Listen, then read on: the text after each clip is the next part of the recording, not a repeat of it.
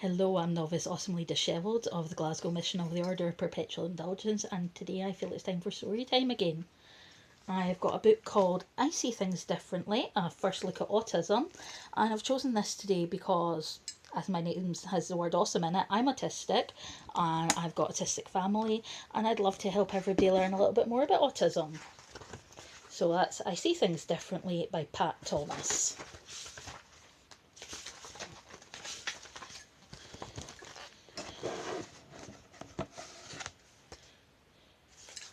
Do you know what it feels like to be worried, or nervous, or scared, or to feel different from other people? We all feel these things sometimes, but people who have autism feel these things a lot. You probably know someone with autism. It could be someone at school, or in your neighbourhood, or even in your own family. You may have seen them behaving in ways that seem strange to you and wondered why they do these things. But even if you asked them, they might not be able to explain. In fact, some people with autism don't talk at all.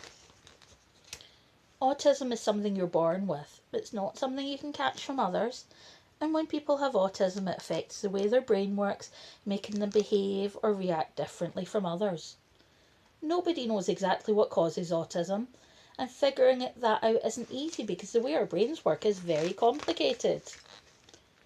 Our brains help us make sense of the world. They help us learn from the things we do and see, and they help us understand that if someone is smiling, that means they're happy, or that the green pencil works as well as the red one, or that if you put peanut butter on first and then jam, it tastes the same as if you put jam on first. But for people with autism, their brain works differently from other people's. They may look the same as everyone else on the outside, but inside they can feel like everyone around them is speaking a different language or that they're from another planet. People with autism may find big crowds or loud noises frightening. They might repeat the same words over and over again or move their bodies in ways that look strange to you. When you talk to them, they may not look at you, and you may wonder if they're hearing what you say. Even small changes can be very upsetting to them, and that's why they may always want to sit in the same chair, or read the same book, or use the same cup. These habits help people with autism feel safer and more able to deal with all the things they are feeling. Most of us are pretty good at finding ways to ignore things that we don't want to see or hear or do, but for people with autism it can be harder to ignore things.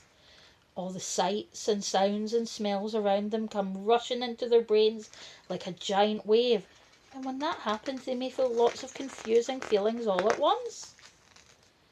People with autism aren't bad or behaving wrongly, they're just different. And sometimes being different's a good thing. Some people with autism have amazing skills and talents. They might be good at music or painting or remembering things. They may be really good at maths or understanding computer programs or fixing things.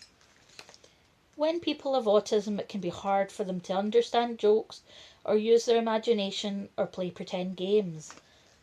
And being with more than one person at a time may be upsetting, and it could be hard for them to make friends. But we all need friends to love and support us, so if you know someone with autism, try to be a good friend. Be kind and patient, and don't expect them to grow out of it. That won't happen. They'll always see the world a little differently from others.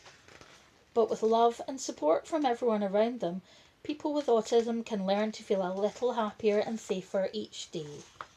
The end. As I said at the beginning, I'm autistic and I'm proud of it. It's part of who I am. It does make some things harder, but it also gives me skills that I might not otherwise have. The one really important thing to remember is that everybody with autism is different.